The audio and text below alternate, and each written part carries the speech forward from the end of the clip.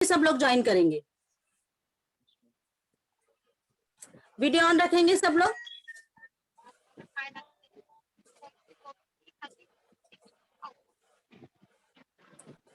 सब लोग video on कीजिए। Deepanshu on your video. Ma'am वो क्या कहते हैं ना, मेरा जो क्या कहते हैं वीडियो खोल रहा हूँ मैम, एरर आ रहा है, नेटवर्क का कनेक्शन स्लो कर दे रहा है। ओके, सॉरी हम लोग कॉन्सेप्ट ऑफ मैनेजमेंट के रिगार्डिंग डिस्कस कर रहे थे। कॉन्सेप्ट ऑफ मैनेजमेंट में आपका ये एक प्रोसेस है। इस प्रोसेस के अंदर हम एक सीरीज में वर्क करते हैं। सबसे पहले आप किस लिए सीरीज में वर्क करते हैं? ताकि जो मैनेजमेंट का गोल है, जो गोल हम लोगों ने सेट किया है बिजनेस के लिए, उसको अचीव कर पाए एक सिस्टमेटिकली तरीके से, इजीली हो, कोई भी काम हौच पौच ना हो। ठीक है, मीन्स सबसे पहले क्या करना है, हमें प्लानिंग करनी है कि भाई काम होगा। ठीक है, काम होगा, लेकिन किस तरह से होगा, इसके लिए एक प्लानिंग होगी, पूरी कंप्लीट प्लानिंग होगी। कौन कैसे किस तरह से काम करेगा, कौन क्या काम करेगा, कौन किसको क्या रिपोर्टिंग करेगा, इस सब की पूरी क्या होगी, प्लानिंग तैयार की जाएगी। इतने टाइम में हमें इतना काम कंप्लीट कर लेना है, इतने यूनिट इतने दिन में बन जाने चाहिए। ओके, एक टारगेट सेट होगा हर काम का। तो उसके लिए क्या होगा, एक प्लानिंग का स्ट्रक्चर तैयार हो जाएगा, प्लानिंग कराया जाएगा। फिर प्लानिंग को इम्प्लीमेंट करने के लिए हम लोग स्ट्रक्चर तैयार करेंगे। ठीक है, एक पूरा स्ट्रक्चर तैयार करेंगे, किस पर्सन से क्या काम होगा, कौन पर्सन कैसे काम करेगा, कितने काम को कितने टाइम में करेगा, काम करने के बाद किसको रिपोर्टिंग करेगा। ठीक है, तो ये क्या है आपका ऑर्गेनाइजिंग। ठीक है, उसके बाद ऑर्गेनाइजिंग करने के बाद उस काम को करने के लिए लोग भी रखे जाएंगे। अगर मान लो मुझे 10,000 यूनिट बनानी है, कि अपने बिजनेस में 10,000 यूनिट का प्रोडक्शन करना है, लेकिन मेरे पास अगर उस 10,000 यूनिट को करने के लिए, एक सेकंड, वरुण वरुण वरुण ऑन कीजिए वीडियो। आप इतना लेट क्यों ज्वाइन करते हैं क्लास को? मैम आज ही तो हुआ। हाँ जी, मैम आज तो हुआ है। आप इस तरह कैसे बोल रहे हैं बेटा कि आज हुआ है? ऐसा सॉरी मैम, लेट उठा था। ये क्लास आपको पता नहीं है, आप लोगों को वीक में 3 डेज क्लास मिल रही है, मंडे ट्यूसडे वेडनेसडे, 8 बजे से 8:40। उसको आप कैसे छोड़ सकते हैं क्लास को? टाइमली आप लोगों को ज्वाइन करना चाहिए। आप ही का बेनिफिट है, मेरा नहीं है कुछ भी। क्योंकि बेटा जो भी आप मिस कर रहे हैं वो अपने लिए मिस कर रहे हैं। मैं तो अपना आके अपना पढ़ा के चली जाऊंगी, लेकिन ये इतना बेसिक चैप्टर है, इतना इंपॉर्टेंट चैप्टर है, जब तक आपको बेटा बेस क्लियर नहीं होगा, आप उसको कैसे आगे स्टडी को समझ पाएंगे? आगे के सारे चैप्टर्स आपको कैसे क्लियर होंगे? सिंसियर बनिए, मैच्योर हो गए हैं आप, अब कॉलेज में जाने वाले हैं आप। Okay, this is last time बेटा, नेक्स्ट टाइम आप टाइमली ज्वाइन करेंगे। ओके, हम लोग थोड़ा सा आज रिवाइज कर रहे हैं। वैसे मुझे आगे पढ़ाना था, लेकिन अब क्या करें, एनी हाउ थोड़ा सा रिवाइज कर लेते हैं, फिर टाइम निकालेंगे, थोड़ा सा आगे पढ़ेंगे। सो हम लोग डिस्कस कर रहे थे प्रोसेस के बारे में। पहले हम प्लानिंग करेंगे कि हमें क्या, किस तरह से अपने एम को अचीव करना है, और उसके रिगार्डिंग क्या क्या हम लोग स्ट्रैटेजी लगाने वाले हैं। कौन कौन कैसे कैसे काम करेगा, किस किस तरह से काम करेगा, किसका क्या काम होगा, और काम करने के बाद वो किसको रिपोर्टिंग करेगा, वो उस सब के बारे में एक प्लान तैयार होता है। प्लान तैयार होने के बाद एक स्ट्रक्चर तैयार हो जाता है, काम होगा किस तरह से। स्ट्रक्चर तैयार करने के बाद उसको जो स्ट्रक्चर तैयार करते हैं उसमें होता है ऑर्गेनाइजिंग। ओके, देन उसके बाद काम करने के लिए लोगों की जरूरत है ना? तो हमें क्या चाहिए, स्टाफिंग भी चाहिए। मगर मुझे 10,000 यूनिट का प्रोडक्शन करना है, लेकिन अगर मेरे पास स्टाफ कम होगा तो वो उस काम को इफेक्टिवली तरीके से नहीं कर पाएंगे। उनके ऊपर क्या हो जाएगा, मेंटल प्रेशर हो जाएगा, काम का वर्कलोड ज्यादा हो जाएगा, और जो लोग जो मेरे पास लोगों की स्ट्रेंथ कम है, वो लोग भी ज्यादा काम करने की वजह से बीमार हो सकते हैं, है ना। तो हमें क्या लिमिटेड वर्क कराना है, काम कराना है, काम कराना है लोगों से।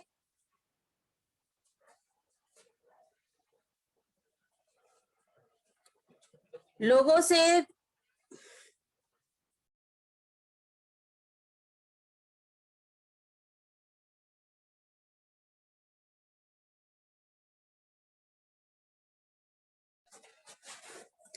लोगों से जो हमें काम कराना है, तो उसके लिए अगर मैन पावर कम है तो हमें उन लोगों को भी अपने और नई रिक्रूटमेंट करके भर्ती करके उस जगह को फिलफिल करके अपने ऑर्गेनाइजेशन के जो हमने गोल सेट किया है उसके रिगार्डिंग हम लोग वर्क कर सकते हैं। लोगों को क्या कर सकते हैं, उसके रिगार्डिंग भर्ती करके अपने गोल को अचीव करने में हम ऑर्गेनाइजेशन की हेल्प करते हैं। ये काम भी कौन करता है, मैनेजमेंट करता है, ठीक है।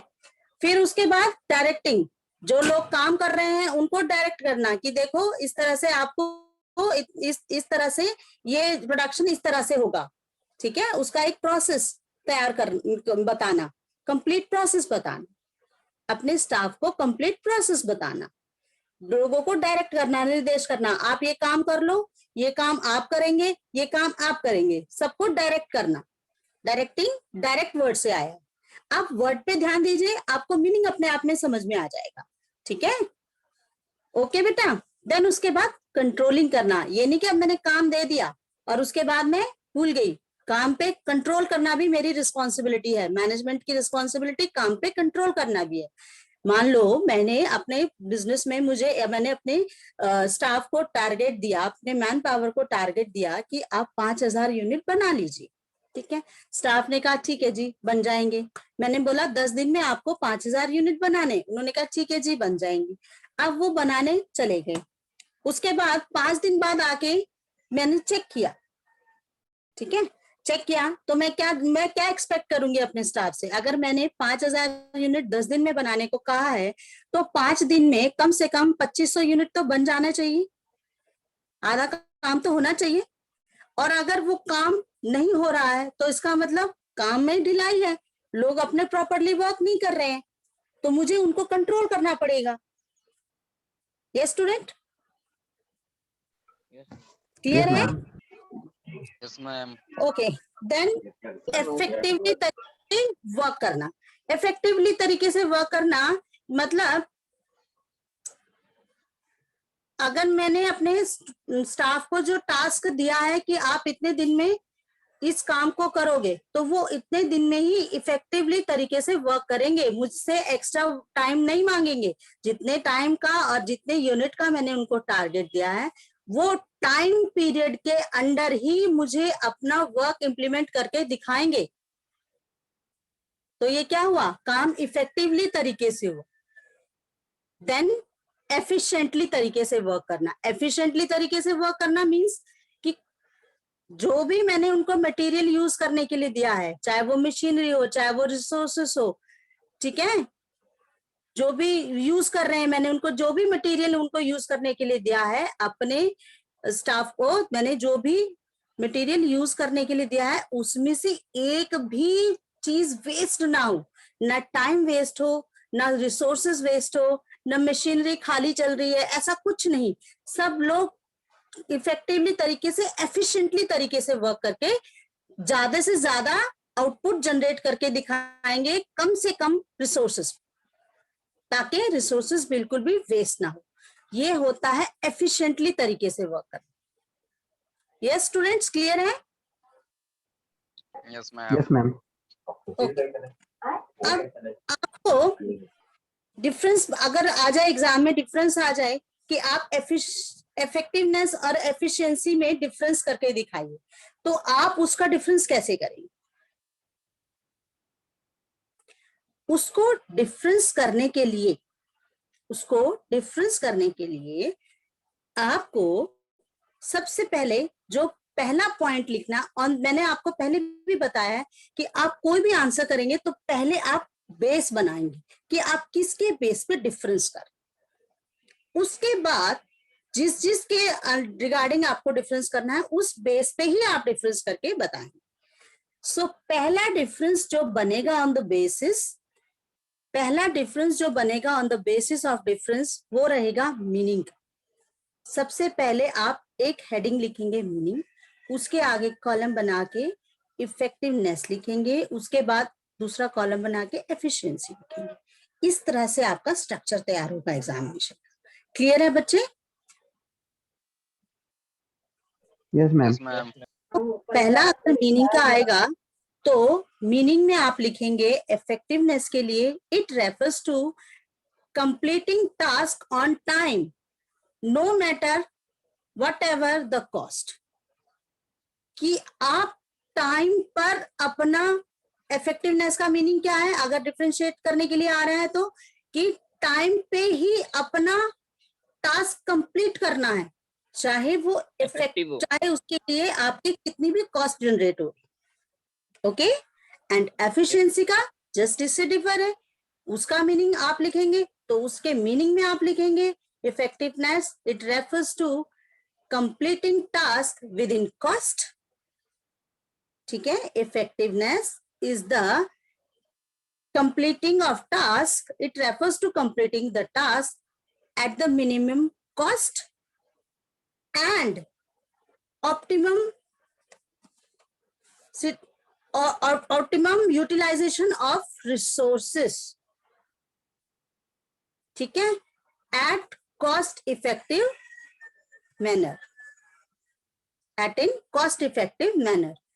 जितने भी आपको रिसोर्सेज दिए हैं उनका सही सही यूज करना, पूरा पूरा यूज करना। ओके, आप यूज करके उसको प्रोडक्ट को रेडी करना। क्लियर हो गया बेटा? Yes ma'am. Good. Yes ma'am. Next is your objective. Next point क्या रहेगा आपका? ऑब्जेक्टिव। पहला पॉइंट क्या रहा? मीनिंग। दूसरा क्या रहा? ऑब्जेक्टिव। ऑब्जेक्टिव। इफेक्टिवनेस का ऑब्जेक्टिव क्या है? इसका ऑब्जेक्टिव है to achieve the end result. Effectiveness में to achieve the end end result. Result.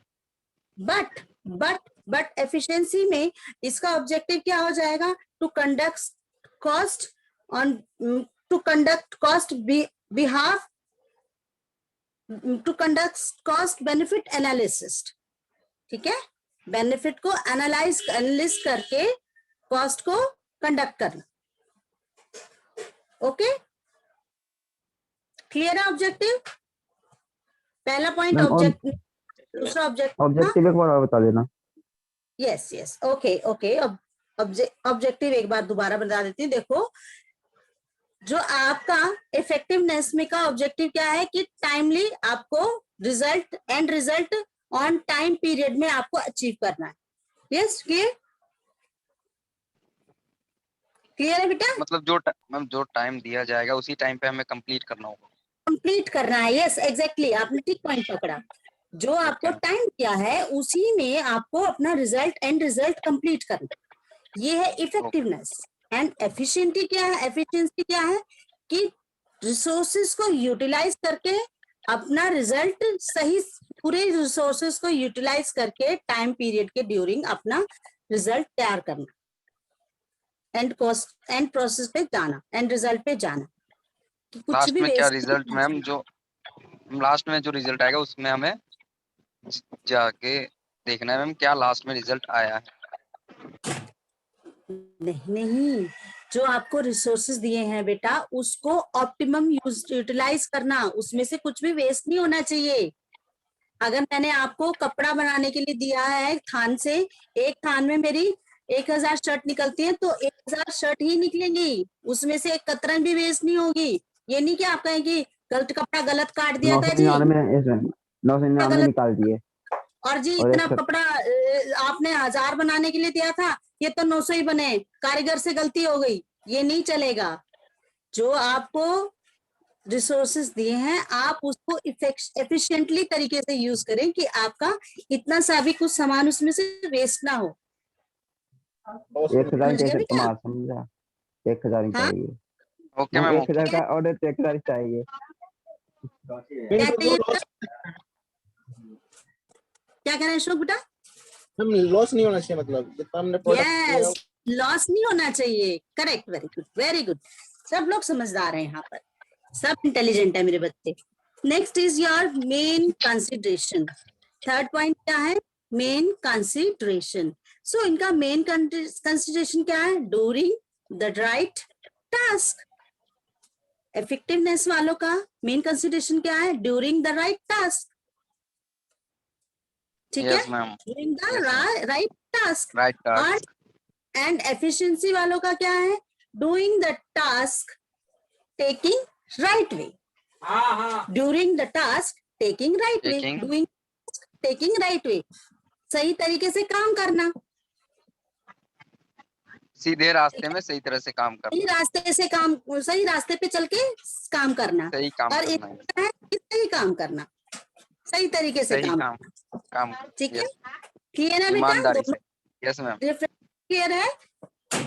Okay, Yes, then ma'am. हम लोगों ने पढ़ा था मॉडर्न कॉन्सेप्ट और ट्रेडिशनल कॉन्सेप्ट। दो तरह के कॉन्सेप्ट हम लोगों ने पढ़े थे, याद है आप लोगों को? यस आ मैम, जाते याद हो है, सब? यस मैम, याद है। मैम याद है। याद है तो अच्छी बात मॉडर्न है। Very good, concept. Very good. बचाना है, जितना भी पढ़ाया है सब डाइजेस्ट करना है। ओके, नेक्स्ट दो तरह के कॉन्सेप्ट है क्या? एक ट्रेडिशनल कॉन्सेप्ट और एक modern concept. Modern concept. Modern concept. Yes, तो ट्रेडिशनल कॉन्सेप्ट में क्या क्या है आपका? ट्रेडिशनल कॉन्सेप्ट होता है क्या है? Getting things done by others. ठीक है, getting things done by others, दूसरों से काम कराना, दूसरों से काम करा के रिजल्ट लेना, ये ट्रेडिशनल कॉन्सेप्ट है। बट मॉडर्न कॉन्सेप्ट क्या कहता है कि getting things done with the aim of achieve, ma'am तो गेटिंग प्रॉफिट। अपने गोल Getting को profit. इफेक्टिवली तरीके से अचीव करना, दूसरों से काम करा के। ट्रेडिशनल कॉन्सेप्ट क्या कहता है कि दूसरों से काम कराना, लेकिन मॉडर्न कॉन्सेप्ट कहता है कि दूसरों से इफेक्टिवली और एफिशिएंटली तरीके से काम करके, काम करा के अपने गोल को अचीव करना। दोनों में डिफरेंस आया थी ये? मैम लेकिन ये थोड़ा सा मैम सेम हो रहा है मैम, क्योंकि वो भी दूसरों से काम करवा रहा है, तो वो तो मैम वो जब काम उसमें करवा रहा है वो एम तो तो नहीं था ना, एम अचीव करना तो नहीं था।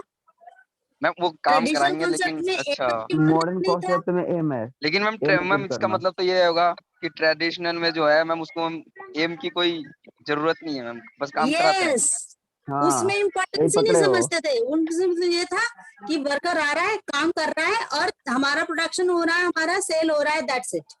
ओके, लेकिन यस एम मैम, पे मतलब उनका उनके मैम कोई, थोड़ा, उनको अगर थोड़ा भी प्रॉफिट हो रहा है उनको उसमें वो खुश है, लेकिन मैम हाँ, मॉडर्न में जो है, मॉडर्न में मैम उनको बस एम अचीव करना होगा मैम, एम अचीव करना है। उनका सबसे पहला काम है एम को अचीव करना है, और मेन उसको कॉन्सेप्ट उनका यही है। एफिशिएंटली और इफेक्टिवली तरीके से वो करना है, ये भी तो चीज है, ओके ओके मैम, ओके, है ना? एफिशिएंटली यस और इफेक्टिवली तरीके से वो करना। ठीक है, अब यस इसका मैम, भी अगर डिफरेंशिएट आ रहा है एग्जाम में तो आप इसके लिए भी पॉइंट्स बनाएंगे। सो पहला क्या है कि इसके रिगार्डिंग अगर डिफरेंशिएट के लिए मैं बात करूं तो पहला पॉइंट क्या है कि नेचर ऑफ मार्केट, इनकी मार्केट कैसी है, नेचर ऑफ मार्केट। अगर ट्रेडिशनल कॉन्सेप्ट में सेलर मार्केट होती है, कम कॉम्पिटिटर थे। पहले क्या होता था, कम कॉम्पिटिटर होते थे, है ना? मैम ज्यादा कॉम्पिटिटर है।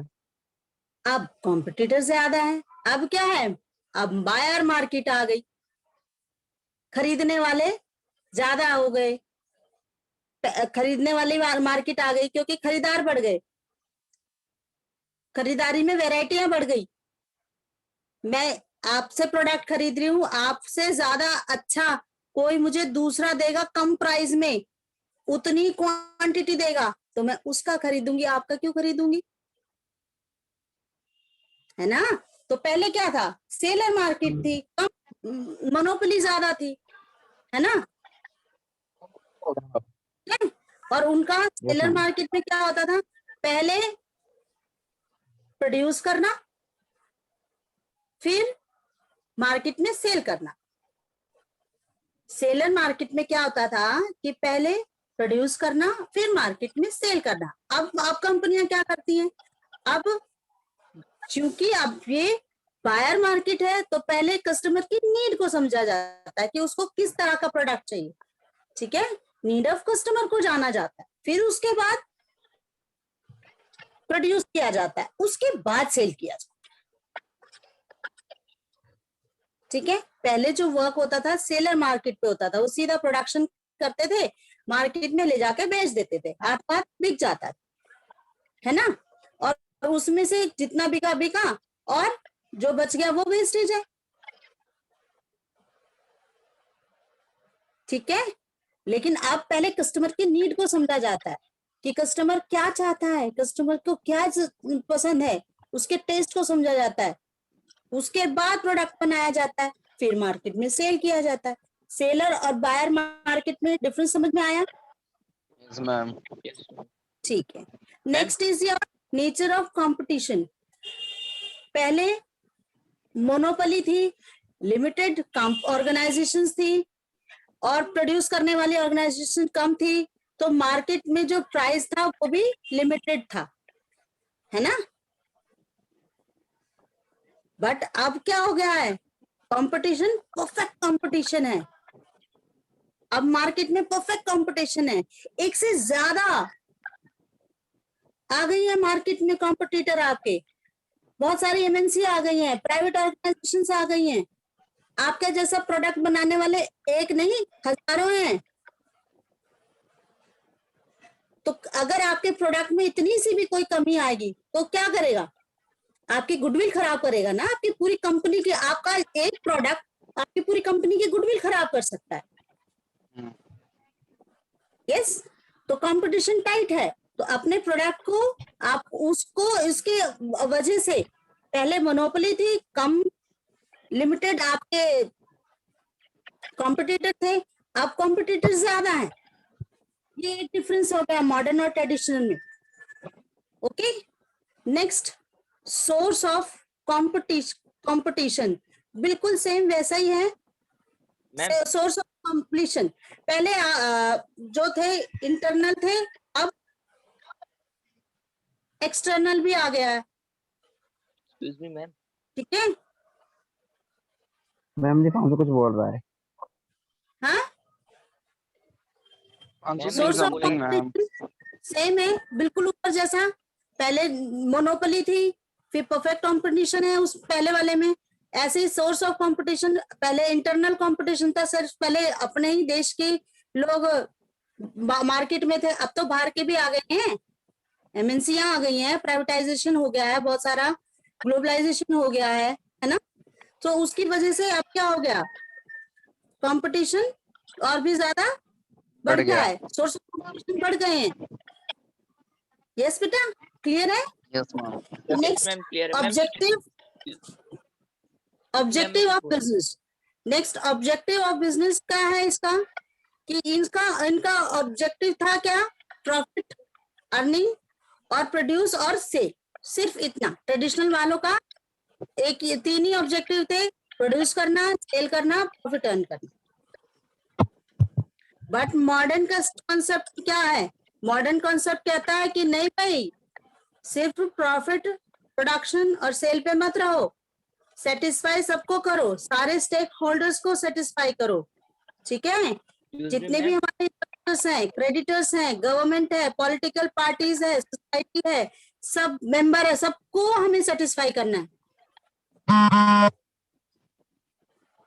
ओके, मॉडर्न कॉन्सेप्ट क्या कहता है, सबको सेटिस्फाई करना है, आपको सारे स्टेक होल्डर्स को सेटिस्फाई करना है। स्टेक होल्डर्स पढ़ा है ना आप लोगों ने, लास्ट क्लास में भी पढ़ा है। Yes ma'am. स्टेक होल्डर्स क्या होते हैं, पढ़ा है ना बेटा, यस मैम। लास्ट क्लास में पढ़ा है ना। वरुण, आपको समझ में आ रहा है बेटा, वरुण समझ में आ रहा है बेटा? यस मैम, यस मैम, हाँ, क्लियर हो रहा है बेटा? यस कहीं मैम, भी डाउट है तो प्लीज पूछ लिया करो, ठीक है। Okay ma'am. मैम मुझे कुछ बोलना है। इम्पोर्टेंस ऑफ मैनेजमेंट, इम्पोर्टेंस क्यों है मैनेजमेंट की, मॉडर्न कॉन्सेप्ट में क्या इम्पोर्टेंस थी, ma'am Deepanshu have doubt. Ma'am Deepanshu Management- कुछ बोलना चाहता है। ट्रेडिशनल कॉन्सेप्ट में मैनेजमेंट की इंपॉर्टेंस सेकेंडरी थी,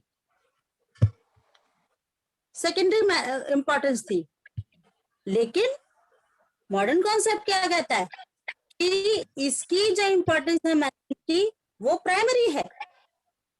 कोई भी ऑर्गेनाइजेशन एग्जिस्टेंस में आती है मार्केट में तो उसको सबसे पहले क्या करना है, सबसे पहले मैनेजमेंट बनाना है, ठीक है। सबसे पहले मैनेजमेंट मैनेजर आएगा ऑफिस में, मैनेजमेंट को सबसे पहले हायर करेंगे, उसके बाद ही वर्क करेंगे, ठीक है। लेकिन मैम ट्रेडिशनल वाले क्या कहते थे सबसे कि भाई ये सेकेंडरी इंपॉर्टेंस है मैनेजमेंट की, ठीक है, क्योंकि उनका मैम काम क्या, दीपांशु कुछ बोलना चाहता है। काम होता रहे, काम चलता रहे, बिजनेस चलता रहे बस। मैम हेलो हेलो हाँ बेटा बोलिए। मैम दीपांशु बोलना दीपांशु चाहता है। saying something. Deepanshu have some questions. एक सेकेंड मैम, टुडे बोल दीपांशु बोल। हाँ बोलो दीपांशु बेटा बोलो, मैम मैं इतने देर से बोल रहा हूँ, आप सुन ही नहीं रहे हो मैम। बोलो बेटा, बहुत देर से अब ट्राई तो कर रहा हूँ। बोल। बोलिए। अरे बोल। अब क्या बोलूं मैम मैं? क्वेश्चन था